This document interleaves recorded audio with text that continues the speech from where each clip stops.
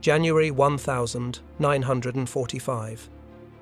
Soviet troops stormed into the ruins of Königsberg, Germany, a city reduced to rubble by Allied bombing. They were searching for something priceless, something that Adolf Hitler himself had coveted. The Amber Room. 6 tons of pure amber panels, decorated with gold leaf, mirrors, and precious gems. Worth an estimated $500 million today. The room that Catherine the Great once called the most beautiful chamber in all of Russia. It had been there, in Königsberg Castle, just months before. The Nazis had stolen it from the Catherine Palace near St. Petersburg in 1941. But when Soviet soldiers arrived, it was gone. For 80 years, treasure hunters, historians, and governments have searched for the Amber Room. Some claim it was destroyed. Others believe it's hidden in secret Nazi bunkers, waiting to be discovered. In 2020, divers found a Nazi shipwreck that might contain pieces of it. Tonight, we're investigating the greatest art heist mystery in history, and what we uncover will leave you questioning everything. This is Voices from WWII. Before we dive into this mystery, make sure you subscribe. The story you're about to hear involves Nazi treasure hunters, Cold War cover-ups, and modern expeditions that governments don't want you to know about. Hit that notification bell. This series uncovers World War II secrets that will change how you see history.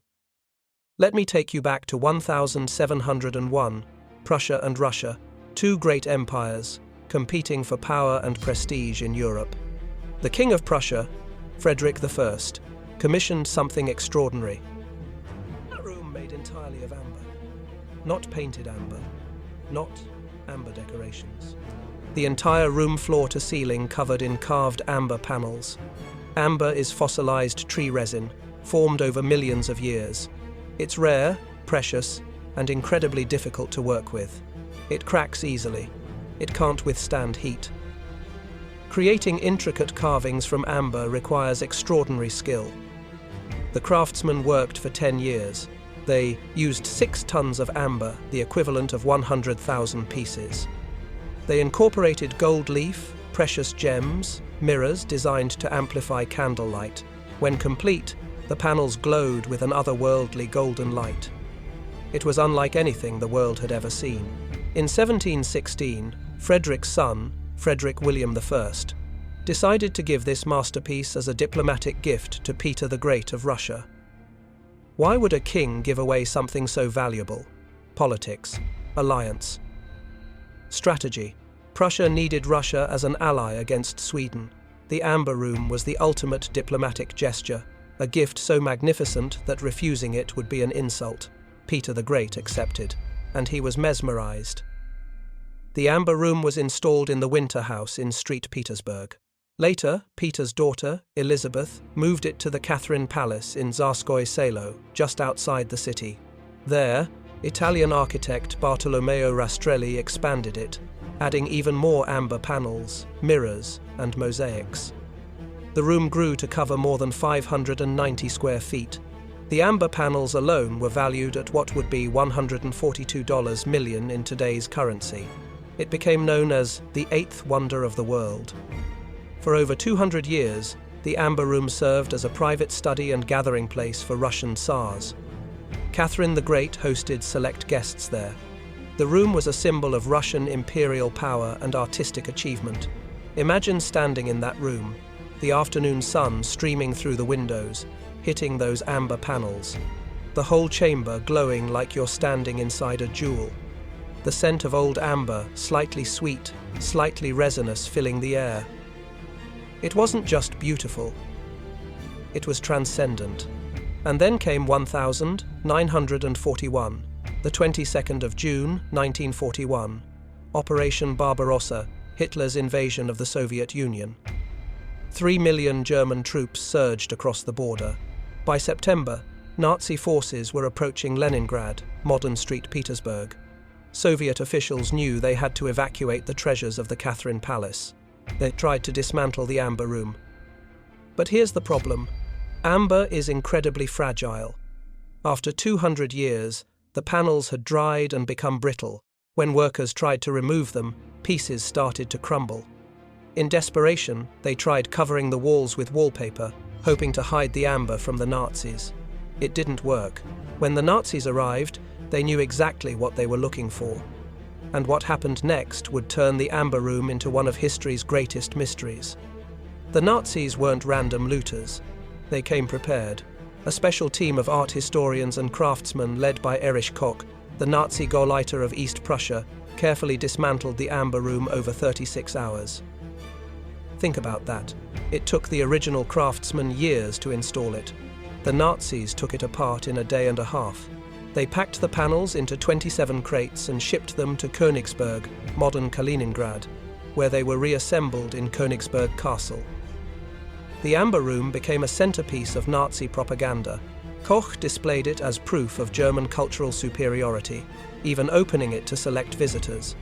This wasn't just theft. It was a calculated insult to Soviet culture. A trophy of conquest? You need to understand, Hitler was obsessed with art.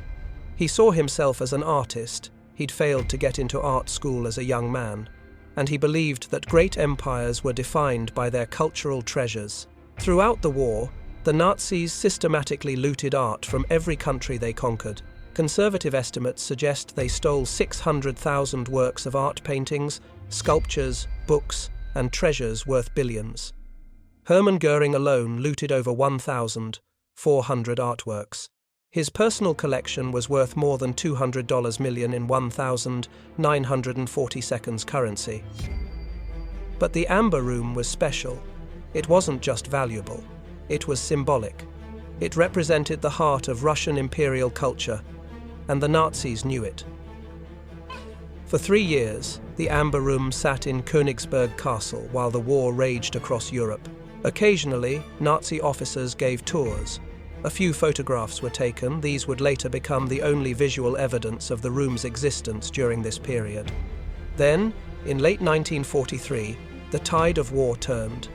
The Soviets pushed westward, and suddenly, Königsberg, once safely behind German lines, was in danger.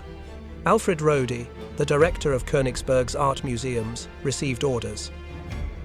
Hide or evacuate the most valuable treasures before Soviet forces arrived. The Amber Room topped that list. This is where the trail goes cold. According to some accounts, Rohde ordered the Amber Room dismantled and packed into crates in August 1944. According to others, it remained in the castle until January 1945. What we know for certain: in August 1944, British bombers attacked Königsberg. The castle was heavily damaged. Fires raged through the building. Did the Amber Room burn in those fires, or was it already gone? When Soviet forces finally captured Königsberg in April 1945, they immediately searched for the Amber Room. They found nothing, not a single amber panel, not one gold leaf decoration, nothing. The Soviets interrogated Alfred Rohde, the museum director. He claimed the Amber Room had been destroyed in the bombing, but he died shortly after under mysterious circumstances. Some said disease, others whispered that Soviet interrogators had gone too far. His widow was also questioned. She gave conflicting accounts.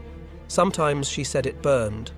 Other times she suggested it had been evacuated to an unknown location. The Soviets tore apart what remained of Königsberg Castle. They excavated the grounds. They searched nearby buildings. Still nothing. So what happened to the Amber Room? Was it destroyed? Hidden? Stolen by someone else? Keep watching, because the theories get even more bizarre. In the decades after the war, dozens of theories emerged. Theory 1. It burned in the castle fires. This is the official explanation that the bombing destroyed it completely, and the Soviets simply refused to accept they'd lost their greatest treasure. Theory 2. It was evacuated and hidden in secret Nazi bunkers. Hitler had dozens of underground bunkers built across Germany in the final years of the war.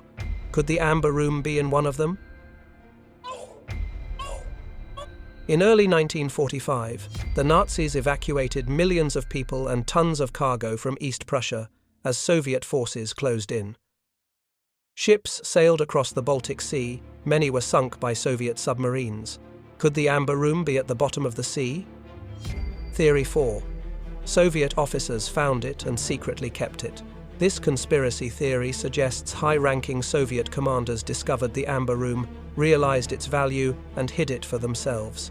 It might still be in someone's private collection in Russia. For 50 years, these theories circulated. Treasure hunters searched, governments investigated. And then, in the 1,990 seconds, something extraordinary happened that reignited the mystery. 1,997. A German art dealer tried to sell a mosaic panel to Christie's auction house in London. Experts examined it, and they realized this was from the Amber Room. The dealer claimed his father, a German soldier, had taken it as a souvenir in 1945. German police seized it immediately and returned it to Russia. This was the first confirmed piece of the Amber Room to resurface in 52 years. It proved one crucial thing. At least some of the Amber Room survived the war. If one piece survived, maybe more did too. In the 2000s and 2010 seconds, attention focused on Poland. Why? Because many Nazi evacuation routes ran through Poland, and the country was dotted with secret underground facilities. In 2015, 2 treasure hunters claimed they'd found a Nazi gold train hidden in a tunnel near Wałbrzych, Poland. They said it might contain the Amber Room. The Polish government took it seriously. Ground-penetrating radar showed something underground. Excavations began. They found nothing. The train didn't exist. But the search continued. Also, in 2015, researchers focused on the Mamaki bunker complex in northeastern Poland, a massive Nazi command center deep in the forest. Using radar and electromagnetic sensors, they detected unusual underground chambers. Could these contain the Amber Room? In 2016, a team began excavating. They found wartime debris, documents, some weapons. No Amber Room. In 2017, Russian and German researchers returned to Kaliningrad, formerly Königsberg, and began new excavations beneath the ruins of the old castle. They used ground-penetrating radar, electromagnetic detection, and modern archaeological techniques. They discovered hidden tunnels, secret chambers, storage rooms that had been sealed since 1945. Inside one chamber, they found fragments of amber. Not enough to be from the Amber Room, but enough to suggest that amber items had been stored there. The search intensified. Then came 2020. And the most tantalizing lead yet. Polish divers discovered the wreck of the SS Karlsruhe, a German warship that sank in April 1,945 inches, the Baltic Sea, near the Polish coast. The ship had been evacuating people and cargo from East Prussia as Soviet forces advanced. It was torpedoed by a Soviet submarine and sank within minutes, taking 1,000 people to the bottom. When divers explored the wreck, they found dozens of sealed crates in the cargo hold. Could one contain the Amber Room? The problem? The wreck sits in protected waters. The Polish government classified it as a war grave. Salvage operations would be incredibly difficult and controversial. As of 2024, those crates remain unopened at the bottom of the Baltic Sea.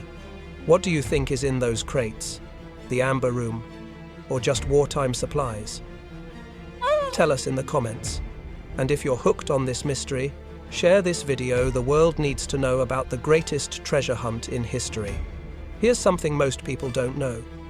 In 1979, the Soviet government decided to recreate the Amber Room. They assembled a team of the best amber craftsmen in Russia. Using old photographs and original sketches, they spent 23 years painstakingly recreating every panel, every carving, every detail. The cost? Over $11 million. In 2003, the reconstructed Amber Room was unveiled at the Catherine Palace. It's there today, looking exactly as it did in 1770. But it's not the original. It's a copy, a beautiful, expensive copy. The real Amber Room is still out there, somewhere. Let me tell you what most serious historians think happened. The most likely scenario, the Amber Room was partially destroyed in the 1944 bombing of Königsberg Castle. Some panels burned, others were damaged beyond repair. The remaining panels were probably evacuated either by ship or by truck, and either sank in the Baltic or were hidden in a bunker that has never been found. It's possible, even likely, that pieces of the Amber Room still exist, scattered across Europe in private collections, unrecognized for what they are. Remember, we already know at least one piece survived, the mosaic panel found in 1997. Who's to say there aren't dozens more in attics, storage units, or forgotten warehouses? Here's something treasure hunters don't like to talk about.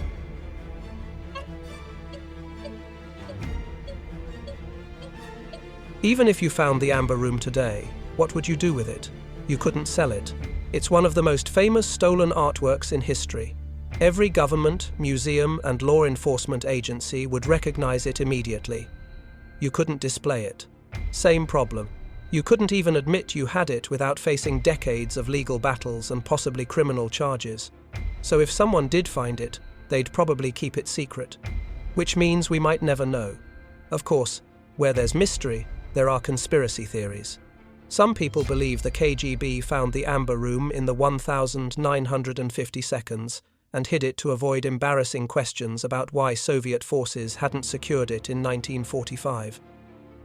Others think elements of the Russian Orthodox Church secretly saved it and are holding it until the right moment to reveal it. There are even theories that the Amber Room was smuggled to South America along with fleeing Nazis and sits in some remote estate in Argentina or Paraguay. Are any of these plausible? Probably not. But they persist because the truth is so unsatisfying. But let's step back from treasure and mystery for a moment. The Amber Room represents something deeper. It's not just about money or beauty. It's about cultural memory, about what we lose in war.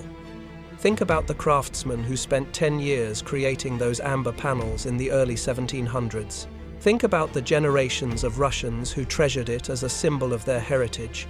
All of that centuries of history and artistry gone in the chaos of war. And it's not just the Amber Room. The Nazis looted hundreds of thousands of artworks. Many were recovered, many were destroyed, many are still missing.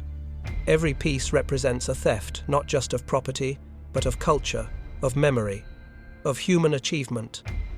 In 2002, an elderly Russian woman named Irina Mikhailova was interviewed.